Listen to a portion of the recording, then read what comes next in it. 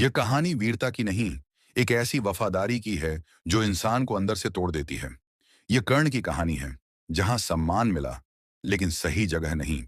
वह जन्मा था कवच के साथ, और उसकी रगों में आग थी, लेकिन दुनिया ने चमत्कार नहीं देखा। दुनिया ने एक समस्या देखी। एक बच्चा टोकरी में रखा गया, और एक नदी को उसका भविष्य सौंप दिया गया।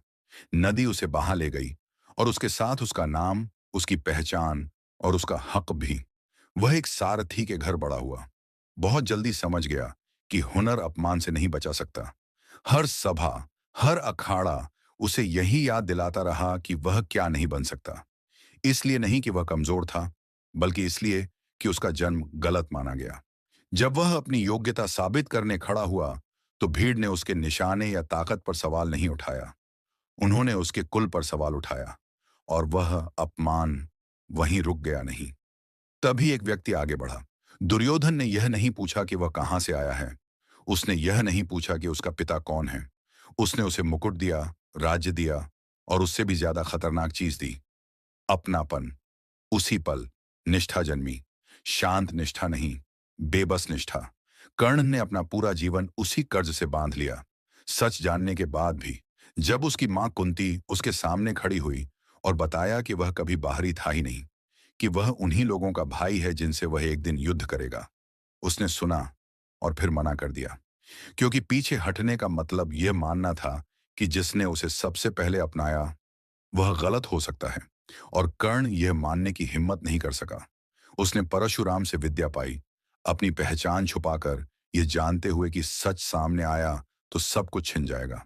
जब श्राप मिला तो उसने चुपचाप स्वीकार कर लिया। एक और कीमत, एक और समझौता। फिर भी युद्ध आया।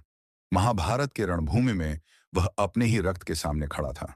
अर्जुन के सामने, उस भाई के सामने जिससे उसका जन्म ही टकराने के लिए हुआ था। जब उसका रथ धंस गया, जब नियम टूटे, जब भाग्य ने भी मुंह मोड़ लिया, कृष्ण चुपचाप देखते रहे। कर्ण फिर भी लड़ा।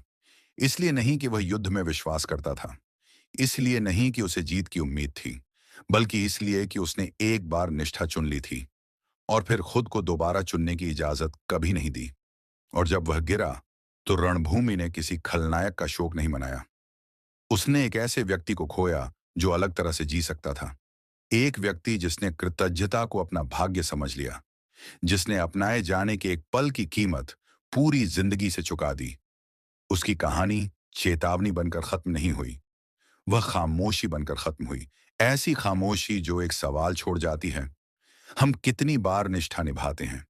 इसलिए नहीं कि वह सही है, बल्कि इसलिए कि छोड़ देने का मतलब यह मानना होगा कि शुरुआत में हमने गलत चुनाव किया था।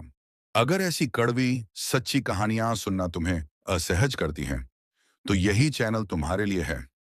सब्सक्राइब करो, क्योंकि सच आरामदेह नहीं होता।